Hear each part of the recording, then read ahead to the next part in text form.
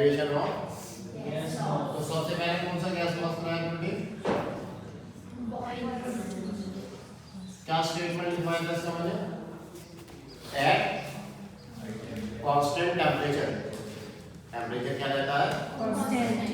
Eight constant temperature the pressure of the gas is inversely proportional to the pressure exerted on volume, volume of given mass of dry gas, volume of given mass of, कि जो P for pressure और V volume है किसका?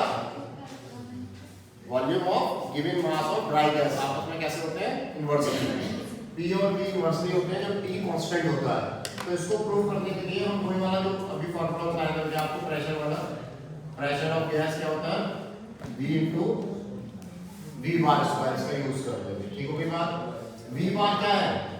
देखो हमने अभी एक बात पढ़ी थी kinetic energy, average kinetic energy का क्या फार्मूला है? जो एवरेज काइनेटिक एनर्जी का 3/2 RT, और एवरेज काइनेटिक एनर्जी कितनी होगी? Half m V bar square. अब आप देखो 3/2 1/2 कांस्टेंट है दोनों साइड में, R और कैपिटल M भी क्या है? कांस्टेंट्स है। तो V bar square is directly proportional to temperature. तो V बार स्क्वायर इसका काम कर रहा है ये टेम्परेचर का। अब बॉयल्स लॉ में टेम्परेचर क्या होता है इनके? Constant. If temperature is constant boils law में टेम्परेचर कैसा होता है? अगर टेम्परेचर कांस्टेंट होता है बेटे तो ये तो कांस्टेंट हो गया V बार स्क्वायर, m और 1/3 ऑलरेडी कांस्टेंट है, m और 1/3 ऑलरेडी, V बार भी क्या हो गया? कांस्टेंट हो गया। तो क्या बचा हमारे पास? P और V। तो P और V में कैसा रिलेशन नजर आने लगेगा? क्योंकि बाकी तो कांस्टेंट है। तो P is inversely proportional to V। यही है बॉयल्स लॉ। तो बॉयल्स लॉ में इस तरह से बहुत सारे में प्रूव कर देंगे। ठीक है, दूसरा कौन सा आ गया हमारे पास? कौन सा कराया सेकंड नंबर पर? चार्ल्स कराया था। तो चार्ल्स के लिए हमें क्या करना होगा? चार्ल्स में क्या कांस्टेंट बताया था बेटा? और V और T में कैसा रिलेशन है? वॉल्यूम और टेम्परेचर में डायरेक्टली प्रोपोर्शनल। तो यही फार्मूला नोट करो, P equal 1/3 m/V into V bar square. कर दिया नोट? अब आपको दिखाना है वॉल्यूम और टेम्परेचर। तो V बार स्क्वायर के ऊपर किसका काम कर रहा है?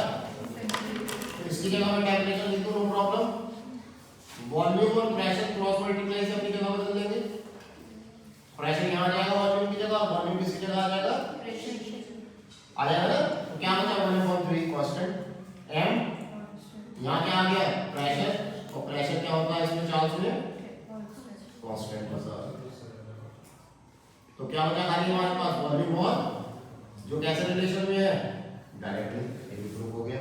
लेकिन ये वाली जो बात है ना, ये वाली बात ये मैंने दोबारा नहीं लिखी, आपको लिखनी पड़ेगी। ऐसा नहीं कि इसे बिना लिखे कर दोगे, ठीक है ना? ये तो ऊपर लिखी है, इसमें मैंने नहीं लिखी। फिर थर्ड वाला कौन सा आ गया?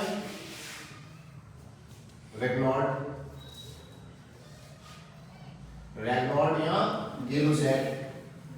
इसने क्या कहा था कि P और T आपस में डायरेक्टली होते हैं। Very good. जब कांस्टेंट क्या होता है?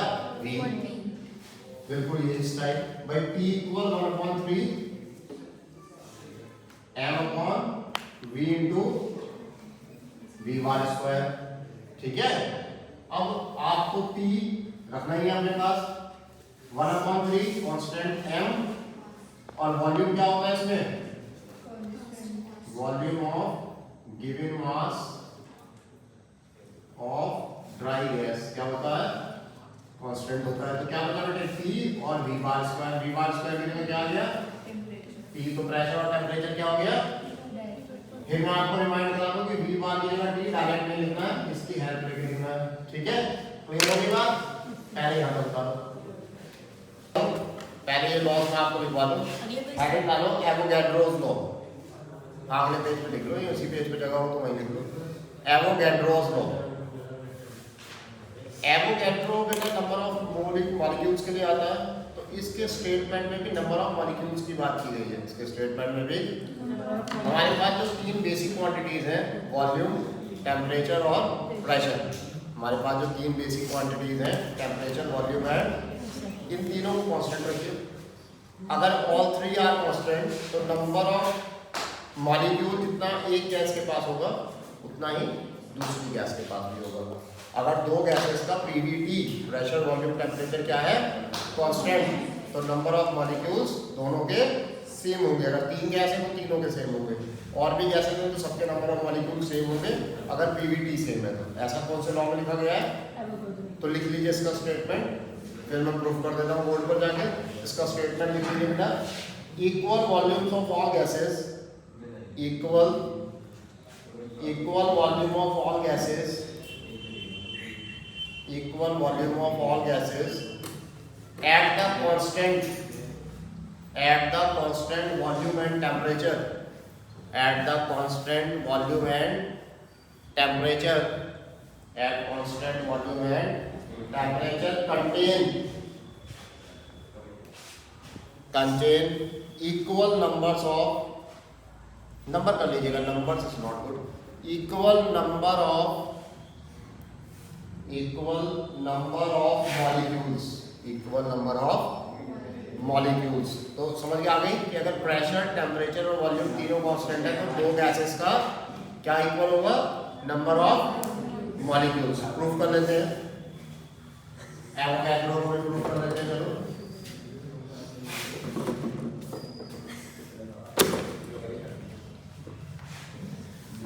दो गैसेस है तो ये वाला फार्मूला जो हमारा ये वाला टू गैसेस के लिए लेते हैं, ठीक है।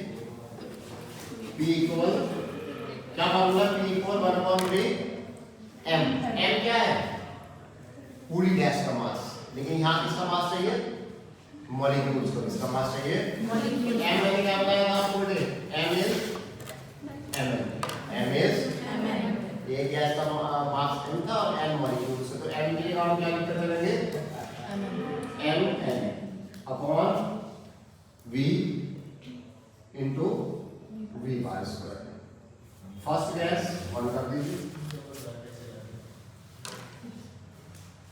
ठीक है, 1 कर दिया मैंने सबको। दूसरी सेकंड गैस के लिए सबको 2 कर देते। सेकंड गैस के लिए सबको क्या करते हैं? चलो इसको भी 1 कर देते थोड़ी देर के लिए। ये 2 हो गया।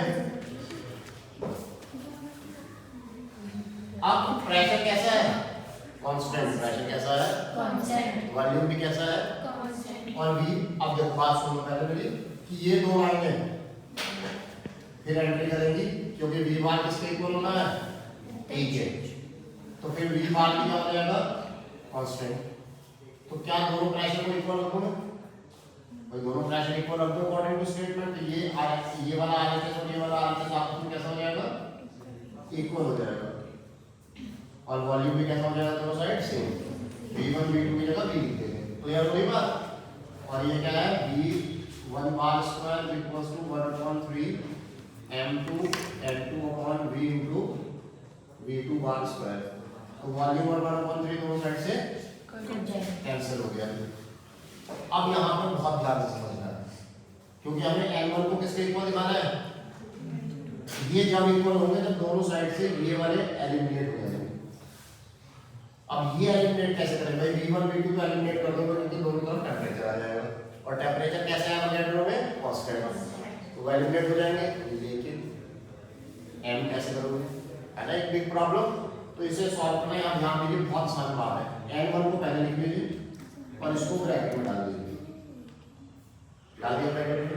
ऐसे ही दूसरी साइड जाइए, इसको लिखिए, इसको ब्रैकेट में डाल दीजिए। ठीक हो गई बात? 1/2 से दोनों साइड मल्टीप्लाई कर दीजिए। जब 1/2 से दोनों साइड मल्टीप्लाई कर दोगे तो किसका फार्मूला आ गया? ये काइनेटिक एनर्जी का half mv square. Average velocity इसलिए एवरेज काइनेटिक एनर्जी कर दी मैंने। इधर भी किसका फार्मूला आ गया? एवरेज काइनेटिक एनर्जी का फार्मूला। 1 और काइनेटिक एनर्जी सिर्फ किस पे डिपेंड करती है? टेम्परेचर पर। 3/2 RT सिर्फ किस पर डिपेंड कर रही है? टेम्परेचर एवोगैड्रो में कैसा होता है? सेम। तो काइनेटिक एनर्जी भी कैसी होनी चाहिए? समझ में आ रही बात? जब टेम्परेचर के अलावा काइनेटिक एनर्जी डिपेंड ही नहीं करती किसी पर, और एवोगैड्रो ने कहा था प्रेशर, वॉल्यूम और टेम्परेचर तीनों क्या होते हैं? कांस्टेंट। जब टेम्परेचर सेम है तो दोनों की काइनेटिक एनर्जी कैसी होगी? तो इस लाइन को लिख दीजिए, temperature in Avogadro law is constant, so kinetic energy of first gas average आई थी और वो किसके इक्वल हो गई? 2 के इक्वल हो गई। किसके इक्वल हो गई? तो ये kinetic energy दोनों तरफ से एलिमिनेट हो गई, तो n1 किसके इक्वल हो जाए? n2 के। n1 क्या है बेटा? Number of molecule in first gas, n2 क्या है? नंबर ऑफ मॉलिक्यूल इन, दोनों कैसे हो गए? इक्वल हो गए। कब? जब आपने प्रेशर, वॉल्यूम और टेम्परेचर को क्या कर दिया? कांस्टेंट। ये स्टेटमेंट था, ये प्रूफ हो गया। समझ में आ गया? पक्की बात? तो फिर हम फोर्थ वाला करेंगे। लिखो फिफ्थ लॉ लिख लो, लास्ट हम प्रूफ कर रहे हैं। डाल्टन्स हेडिंग डालिए, Dalton's law of partial pressure. Dalton's law of partial pressure.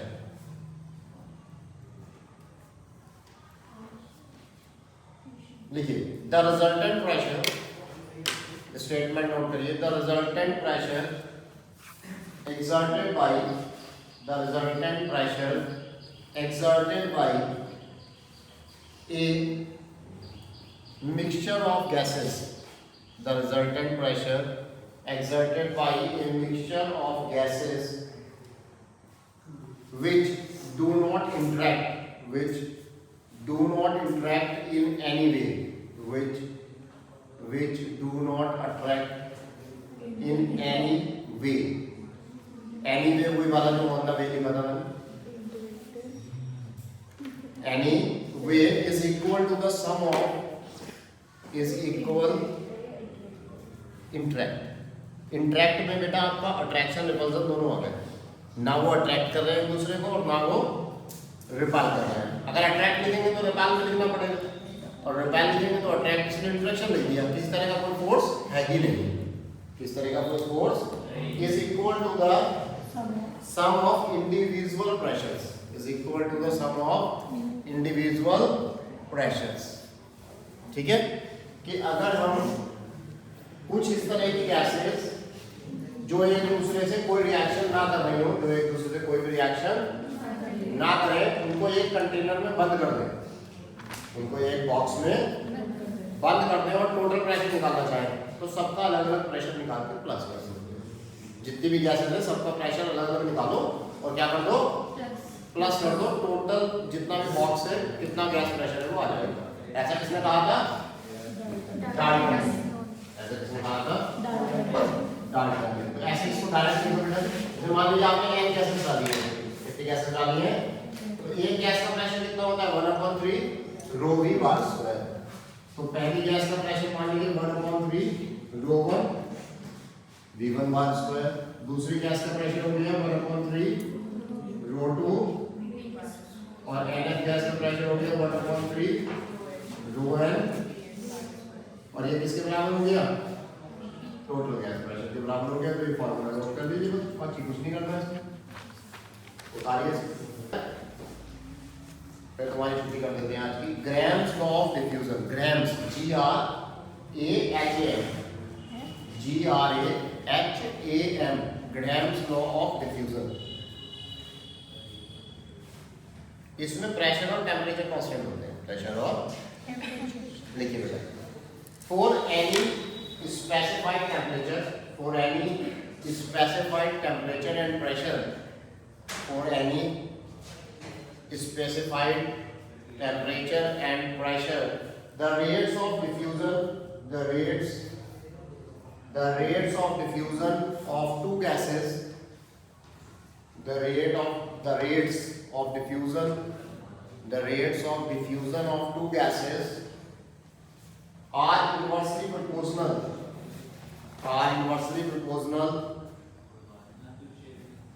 to the square, are inversely proportional to the square rates of their densities, inversely proportional to the square rates of their densities। Of their density. समझ लीजिए बहुत आसान इसका article है, एकदम easy type का।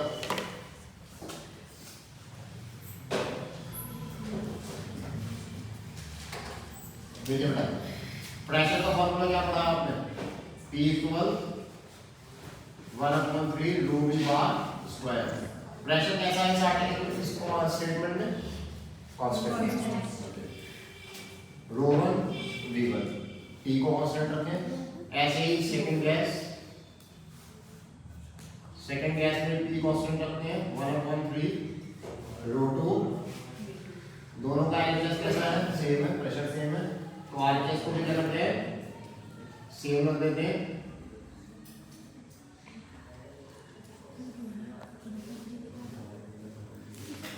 ठीक हो गई बात? 1/3 कैंसिल बाय, तो रो 1 इंटू V1 बार स्क्वायर किसके इक्वल हो गया बेटा?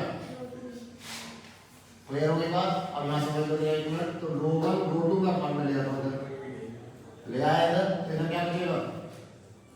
V2 बार स्क्वायर और V1 बार स्क्वायर। ठीक है, अब जितनी ज्यादा स्पीड होगी उतनी तेजी से तो कोई भी गैस डिफ्यूज होगी। भाई गैस का जो डिफ्यूजन है, क्या होता है गैस का डिफ्यूजन का मतलब? गैस का फैलना। कौन कितनी तेजी से फैलेगा? जितनी ज्यादा स्पीड होगी, जितनी ज्यादा स्पीड होगी उतनी तेजी से फैलेगा। तो मैं यहाँ ये राइट कर देता हूँ कि late the rates of diffusion of gases be R1 and R1 R2 मान लेता हूँ मैं, तो R1 R2 और V2 V1 तो डायरेक्टली होंगे आपस में, जितनी ज्यादा स्पीड उतना ज्यादा रेट। तो V2 स्क्वायर मतलब V2 बार स्क्वायर अपॉन किसके इक्वल आ गए बेटे? R1 ये 2 है ना ऊपर, तो 2 ऊपर आ जाएगा R2 अपॉन। क्लियर हो रही बात? ये स्क्वायर हटाओगे तो दूसरी साइड क्या लग जाएगा? ये स्क्वायर हटाओगे तो दूसरी साइड क्या आ जाएगा? Square root. तो स्क्वायर रूट आ गया R2 अपॉन, ये क्या है? Rate of diffusion. ये क्या है? स्पीड। ये क्या है? स्पीड। तो ये स्पीड आ गई, ये रेट ऑफ, और इक्वल में क्या चल रहा है? डेंसिटी। इक्वल में क्या चल रहा है बेटा? अब इस फॉर्मूले को ध्यान से देखो। For any specified pressure, statement हो गया, for any specified pressure equal हो गया and temperature and the ratio of their densities, रो 1 रो 2 क्या है? densities is inversely proportional to square root of their rate of diffusion।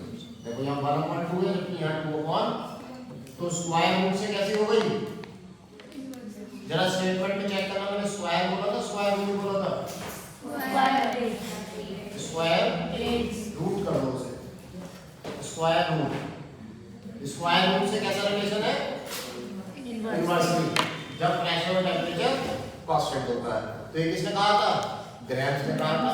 तो इस लॉ को और कर दो, ये गैस लॉ तो आपके सारे प्रूफ हो गए, सबके स्टेटमेंट हो गए है ना। अब कल की क्लास में हमने क्या देखना है? Degrees of freedom. ठीक।